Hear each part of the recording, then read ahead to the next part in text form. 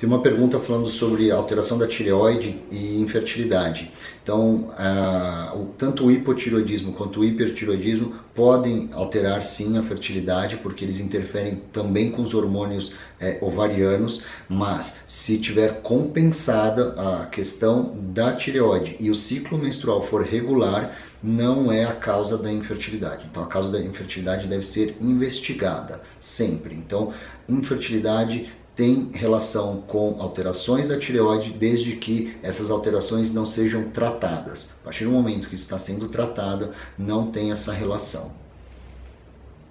Quem tem síndrome do ovário policístico pode fazer tanto a inseminação artificial quanto a fertilização in vitro.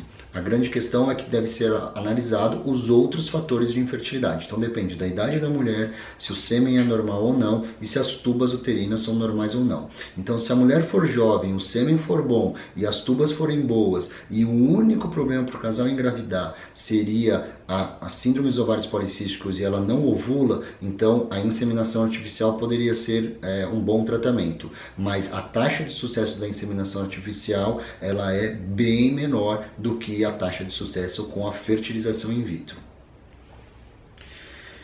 Sobre a mutação do MTHFR em heterozigose, se tem indicação de usar o Clexane, a enoxaparina, que é o anticoagulante, ou não. Na verdade, a gente tem que avaliar a homocisteína. Se a homocisteína estiver normal, é porque essa mutação ela não é responsável por alteração da homocisteína e ela não aumenta a chance de trombose, ou seja, ela não é considerada uma trombofilia. Já a mutação homozigota, aí sim poderia estar relacionada à trombofilia. Então, nesse caso, eu não indicaria o Clexane ou a enoxaparina, qualquer outra marca.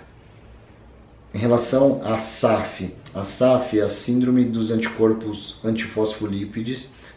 Então a SAF é uma doença autoimune que causa uma trombofilia adquirida e está relacionada ao aborto de repetição e também a questão de óbitos fetais pós as 22 semanas de gravidez. Ela não tem nenhuma interferência com a ovulação em si. Então a SAF está relacionada a uma questão de trombofilias, causando então esse prejuízo ali na implantação do embrião e uma alteração na placenta, mas não está relacionada a problemas de ovulação. Se tiver problemas de ovulação, deve ser investigada qualquer outra causa. Em relação à transferência de embrião, se deve ser feita com auxílio do ultrassom ou não, eu recomendo fortemente o auxílio de ultrassom para fazer uma transferência de embrião, porque a gente sabe que o local exato que o embrião deve ser colocado, ele tem interferência na taxa de sucesso de implantação. Então ele tem um determinado local que ele deve ser colocado com toda a delicadeza, com catéter fino, de uma forma bem flexível esse catéter. Então, e o ultrassom ele vai guiar aonde esse catéter deve ser, onde o catéter vai transportar esse embrião para implantar no útero. Então, eu nunca realizo transferência de embrião sem o auxílio do ultrassom.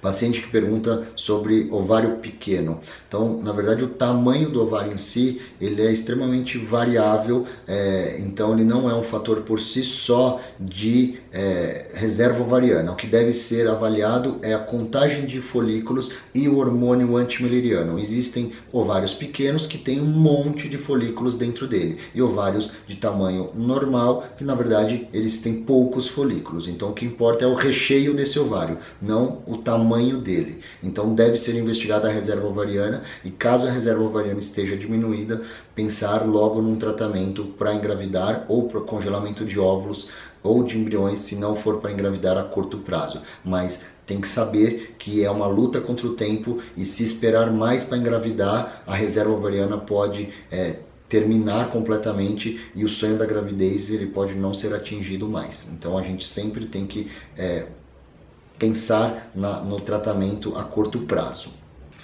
O tempo para fazer um novo tratamento após um insucesso da fertilização in vitro é muito variável de pessoa para pessoa, mas não existe nenhuma restrição, podendo começar no ciclo menstrual seguinte. Então o ciclo menstrual ele é independente um do outro. A partir do momento que a mulher menstrua, então ela começa um novo ciclo menstrual com um novo recrutamento de folículos e um novo crescimento do endométrio. Então pode começar já no ciclo menstrual seguinte. As possibilidades de gravidez após a cirurgia de reversão de laqueadura depende muito da idade da mulher e da taxa de sucesso da reversão. Então, se após a cirurgia de reversão o exame de histerosalpingografia mostrou que as duas tubas estão abertas, estão pérvias e elas funcionam, elas não têm nenhuma dilatação, a chance de gravidez ela é igual de qualquer mulher que esteja ovulando adequadamente e com as trompas normais. Então, é variável. Mulheres até os 30 anos têm uma chance de 20% por mês de tentativa, sendo que 85% dessas mulheres engravidam em até um ano de tentativa, e mulheres aos 35 anos têm uma chance de 15% por mês de tentativa e 70% engravidam em até um ano. Já aos 40 anos, a chance de gravidez é de 8% por cada mês de tentativa e só 50% das mulheres conseguem engravidar depois de um ano de tentativa. Então é variável de acordo com a idade da mulher, desde que a cirurgia tenha sido um sucesso. E vale lembrar que em mulheres que fizeram cirurgia de laqueadura, a incidência de gravidez na trompa, gravidez ectópica, ela é bem maior do que na população geral. E isso justamente porque na fase de transição ali da ligadura da trompa pode haver um degrau e o embrião parar ali na região da cicatrização da cirurgia. Então, sempre tiver atraso menstrual, deve-se fazer um acompanhamento mais rigoroso do beta-HCG e um ultrassom precoce para ver se a gestação está evoluindo dentro do útero ou fora dele. A pergunta sobre endométrio fino e como engrossá-lo. Então, endométrio fino também é um dos grandes dilemas, uma das grandes dificuldades em reprodução assistida. A gente considera endométrio fino um endométrio abaixo de 7 milímetros, sendo um endométrio abaixo de 5 milímetros uma espessura crítica. Então, a taxa de gravidez ela aumenta quando o endométrio está acima de 7 milímetros, mas um endométrio de 6 a 7 milímetros também tem boas taxas de gravidez. O que importa é se aquele endométrio ele é receptivo ao embrião ou não, então estaria indicado o teste da janela de implantação, que é o teste HERA, e também avaliar as outras características do endométrio. Então, se tiver um endométrio, por exemplo, de 6 milímetros, mas que esteja num aspecto trilaminar e que não tenha sinais de adenomiose, também há boas chances de gravidez. Agora, aqueles endométrios que não chegam a 5 milímetros, então é mais difícil realmente conseguir engrossá-los. O primeiro tratamento é aumentar as doses de estradiol. Quando eles não funcionam, alguns outros tratamentos podem ser tentados, como o uso de heparina, o uso do AS e o uso do sildenafil, o famoso Viagra. Mas todos esses aparentemente não mostraram uma evidência científica importante de aumentar a espessura do endométrio, sendo que na teoria eles poderiam melhorar a vascularização desse endométrio. Então a gente utiliza de todos esses recursos, mas sem a comprovação científica. Então muitas vezes é um caso que realmente o endométrio não se espessa de qualquer forma. E muitas vezes ele pode não responder aos hormônios e num ciclo natural, sem nenhum hormônio, ser um endométrio mais receptivo ao embrião. Então tem que avaliar cada caso para saber qual que é a melhor estratégia para transferir embrião nessa situação. Paciente perguntando se quem tem um ovário só diminui muito as chances de gravidez. Então tudo depende da reserva ovariana. Logicamente que se perder um ovário, metade daquele estoque de óvulos que teria habitualmente foi perdido. Então, se tiver uma boa resposta, não importa se durante um estímulo ovariano vierem 6, 8, 10 óvulos, se vieram dos 2 ovários juntos ou de um ovário só. Então depende, na verdade, da reserva ovariana do ovário remanescente. Então é isso que é o fator fundamental. Mas o fato de ter um ovário ou 2 ovários não vai interferir na questão de chance de engravidar. Então o que importa é o número de óvulos obtidos.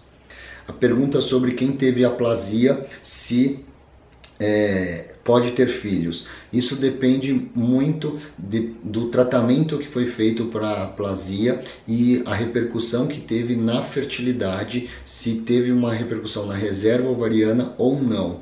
Então teriam que fazer alguns exames específicos para a gente avaliar a questão da fertilidade, mas em princípio poderia engravidar no futuro, sim.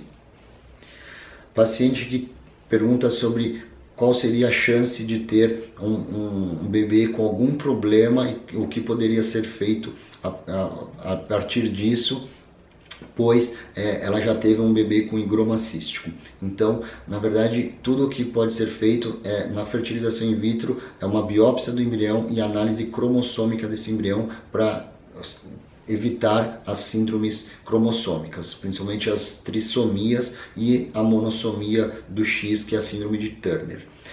Então, nesses casos, a única alteração que a gente poderia avaliar seria a questão da análise cromossômica. Em relação ao higroma cístico, não tem nenhum exame específico que poderia evitar uma nova recorrência do higroma cístico, mas esse é um caso que a chance de acontecer uma nova incidência de higroma cístico, ele não aumenta em relação à chance anterior. Então, na verdade, pode acontecer completamente ao acaso.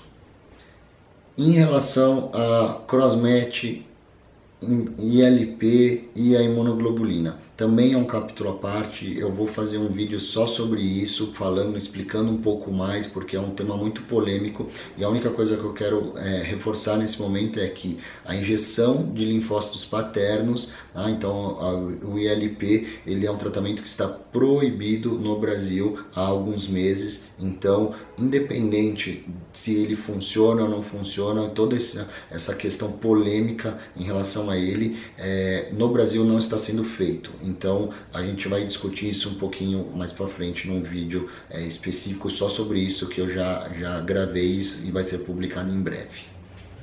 Para pacientes que precisam de ovo doação, então as pacientes receptoras de óvulos são aquelas pacientes que já não têm mais óvulos com quantidade ou qualidade suficiente para gerar uma gravidez e precisam de óvulos de doação.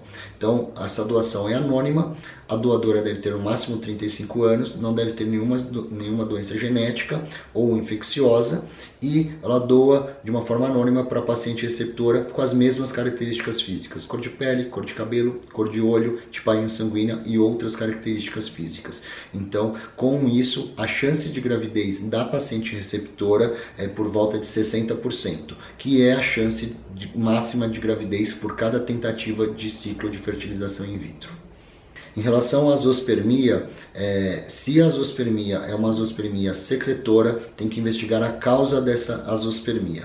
Então, na azoospermia que tem uma causa específica, uma causa genética, e que não há produção de espermatozoides por uma falha genética, a microtese, ou seja, a biópsia testicular, a microdissecção testicular, não vai encontrar espermatozoides. Se for uma causa que seja desconhecida ou uma causa relacionada à infecção prévia, por exemplo, cachumba, e que os testículos tenham um tamanho adequado, um volume normal, que não estejam atrofiados, ou seja, por criptorquidia, que o paciente teria sido operado logo nos 2 primeiros anos de vida, há uma chance de encontrar espermatozoides viáveis para fecundar o óvulo na microtese.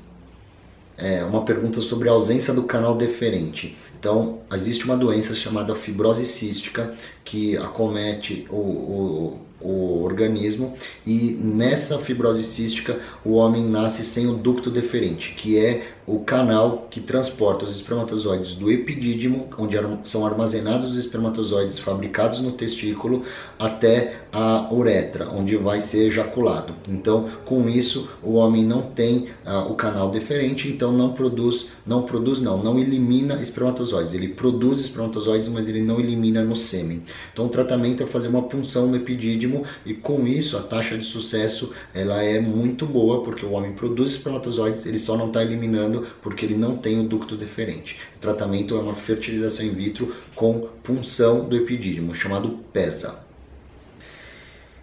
Uma pergunta que a paciente está tentando engravidar espontaneamente há 11 anos e ela pergunta qual é a chance de sucesso nessa questão toda.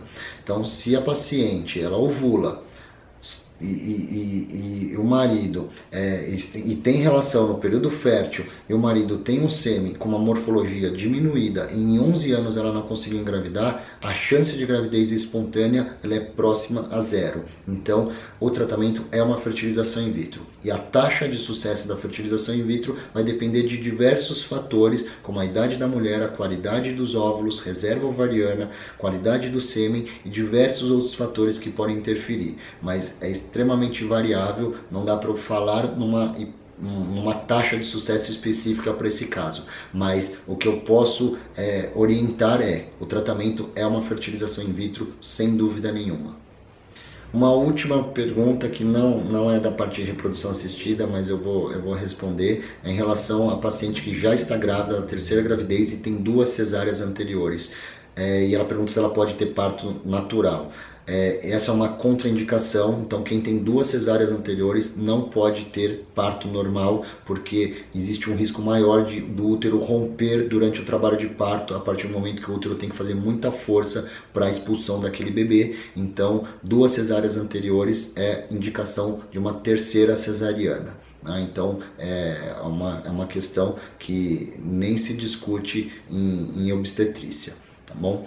Espero que vocês tenham aproveitado todos esses vídeos, é uma sequência de vídeos e eu vou tentar fazer isso mais vezes para que vocês tenham acesso a informações com algum médico, porque eu sei que é muito difícil às vezes conseguir todas essas informações. Então espero que estejam gostando, deixem seus comentários também no YouTube para tentar auxiliar, ver onde que a gente possa melhorar aqui a qualidade dos vídeos para vocês, tá bom? Foi um prazer fazer todos esses vídeos e espero que vocês aproveitem.